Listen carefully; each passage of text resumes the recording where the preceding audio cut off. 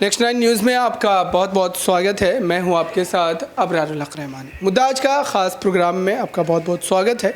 और आज बात करेंगे महाराष्ट्र की सियासत की। दरअसल महाराष्ट्र में इस समय जिस तरीके से लगातार हम आप बात कर रहे हैं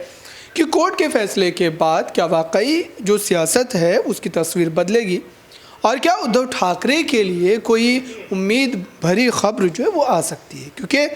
उद्धव ठाकरे की पार्टी की बात करें, पार्टी के नेताओं की बात करें, लगातार वो कहीं ना कहीं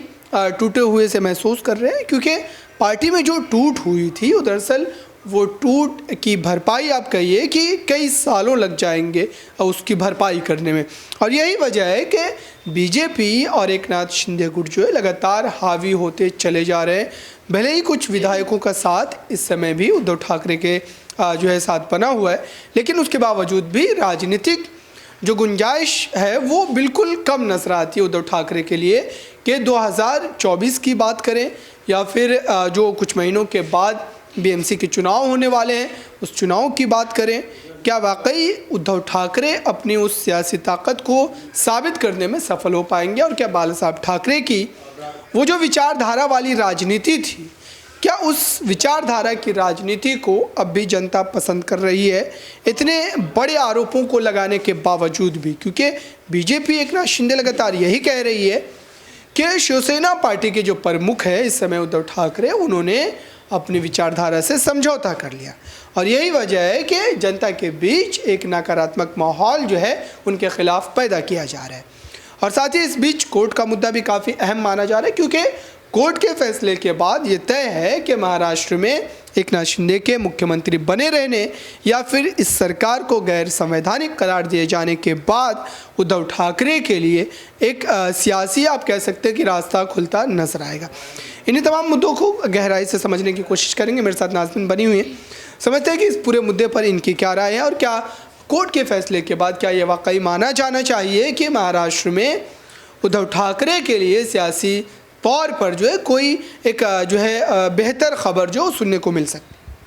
देखिए, जिस तरीके से महाराष्ट्र में सियासी माहौल दिखाई दे रहा है, यहाँ पर एकनाथ शिंदे की सरकार है और जिस तरीके से उन्होंने कुर्सी पलटी थी, सरकार पलटी थी और अपनी सरकार बना ली थी, यहाँ पर उद्धव ठाकरे का वर्चस्व महाराष्ट्र में बहुत पहले से देखा जाता रहा है और बखूबी उद्धव ठाकरे वहाँ पर अपना वर्चस्व दिखाते रहे हैं। लेकिन जिस तरीके से एकनाथ शिंदे पेश होते हैं, यहाँ पर ये साबित करता है कि आगामी चुनाव में और कोर्ट के फैसले से पहले यहाँ पर एक तरीके से उद्धव सरकार की जीत होती हुई नजर आएगी। उद्धव अपनी सरकार बनाने में कामयाब होंगे, क्योंकि यहाँ अभी बहुत सी जनता ऐसी है, बहुत सी पब्लिक ऐसी है महाराष्ट्र में जो उद्धव ठाकरे की विचारधारा पर चलती है। क्योंकि यहाँ पर देखा जाता है कि उद्धव ठाकरे ने जनता के लिए जो काम किया है और जिस विचारधारा पे वो चलते हुए नजर आए हैं, वो साबित करता है कि यहाँ पर अभी भी दबदबा उद्धव ठाकरे का वैसा ही बना हुआ है। बस आने वाले चुनाव से पहले ये जो फेरबदल देखा जाएगा ये बहुत दिलचस्प होने वाला है और सरकार किस तरीके से पलटेगी ये भी देखना बखूबी होगा। क्योंकि अभी एकनाथ शिंदे की सरकार है, लेकिन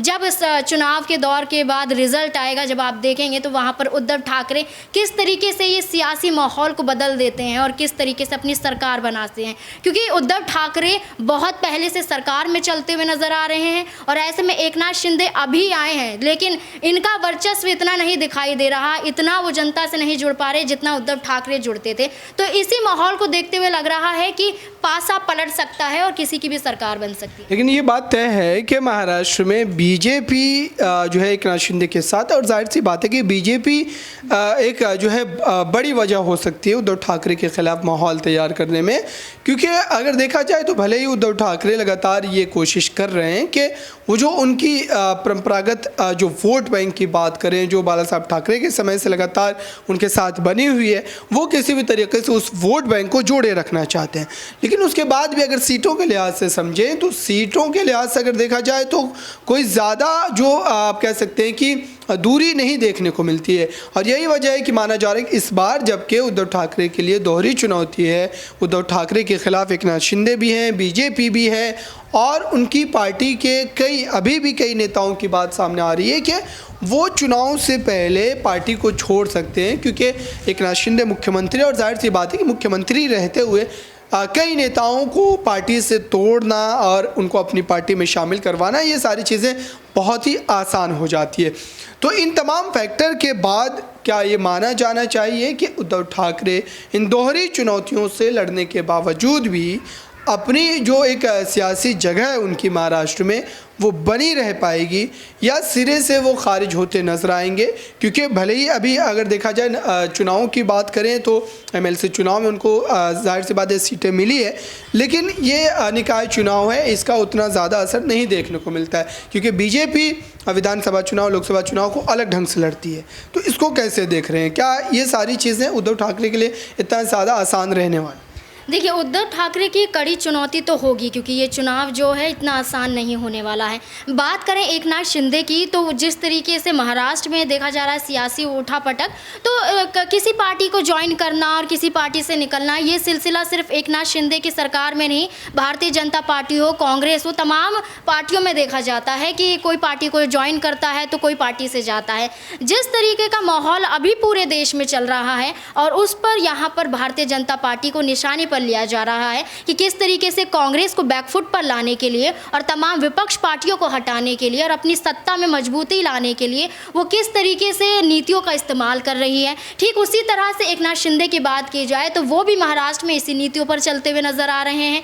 यहाँ पर भारतीय जनता पार्टी हो या एकनाथ शिंदे की सरकार हो, ये सभी साबित करना चाहते हैं कि महाराष्ट्र में हम उद्धव ठाकरे की सरकार फिर से नहीं बनने देंगे। एक बार तो गिरा दिया, लेकिन दोबारा उठ सकती है, लेकिन उसको हम नहीं उठने देंगे। तो इसी कड़ी में एकनाथ शिंदे तो ज़रूर है, लेकिन भारतीय जनता पार्टी भी बखूबी देखी जा रही है और देखा जाता है कि महाराष्ट्र में जिस तरीके से एकनाथ शिंदे काम कर रहे हैं, उनकी नीतियां इसी के तहत दिखाई दे रही हैं कि उद्धव ठाकरे को अब वो जीतने नहीं देंगे, चाहे कुछ भी हो जाए। तो इसी में भारतीय जनता पार्टी भी शामिल होती हुई नजर आ रही है, चाहे कांग्रेस की बात कर लें, चाहे आप तमाम और पार्टियों की बात कर लें। यानी कि आप महाराष्ट्र मत देखिए, आप अन्य राज्यों में भी देखिए, अगर वहाँ भारतीय जनता पार्टी की सरकार नहीं है या भारतीय जनता पार्टी के इशारों पर कोई चलता हुआ नजर नहीं आ रहा है, तो वहाँ पर उन्हें नीचा गिराने के लिए, उस पार्टी को हटाने के लिए, तोड़ने के लिए ये रणनीतियाँ इस्तेमाल की जाती हैं। तो ये रणनीतियाँ महाराष्ट्र में भी लागू हो रही हैं और इसी नीतियों पर कार्य करते हुए एकनाथ शिंदे देखे जा रहे हैं। ऐसे में उद्धव ठाकरे कितना चुनौती भरा साबित होते हैं इनके लिए, ये तो चुनाव और उनके रिजल्ट पर ही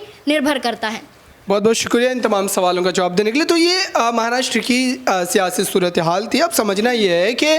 कोर्ट का जो फैसला आने वाला है, इस कोर्ट के फैसले के बाद क्या उद्धव ठाकरे को कोई राहत मिलती है या फिर उन्होंने जो तमाम आरोप लगाए थे और जिन आरोपों को लेकर के वो सुप्रीम कोर्ट का रुख करते हैं, चुनाव आयोग के फैसले के बाद वो सुप्रीम कोर्ट का रुख करते हैं, तो ये तमाम परेशानियां जो लगातार उनकी बढ़ती ही चली जा रही है और एकमात्र उम्मीद जो है वो सुप्रीम कोर्ट से, और सुप्रीम कोर्ट ने अपने फैसले को सुरक्षित रखा है। और जिस तरीके से इस फैसले को सुरक्षित रखने के बाद लगातार कानून के जानकारों की अगर बात करें तो यही कह रहे हैं कि ये मामला हो सकता है कि उद्धव ठाकरे के पक्ष में आए। तो फिलहाल इस खास रिपोर्ट में बस इतना ही। देखते रहिए ताज़ा तरीन खबरों के लिए नेक्स्ट 9 न्यूज़ को। धन्यवाद।